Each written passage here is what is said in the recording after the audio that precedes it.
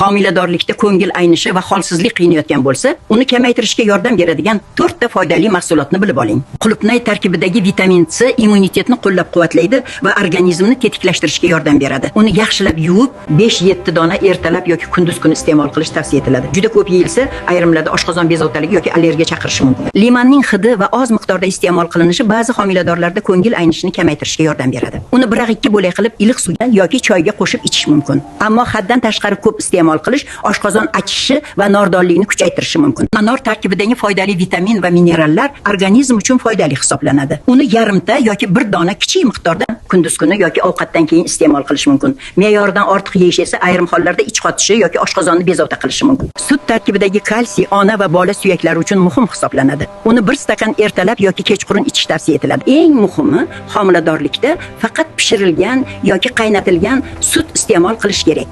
Agar bu ma'lumotlar siz uchun foydali bo'lgan bo'lsa, homilador yaqinlaringizga ham yuboring. Like bosishni va foydali videolar uchun Sara xabarlarga obuna bo'lishni unutmang.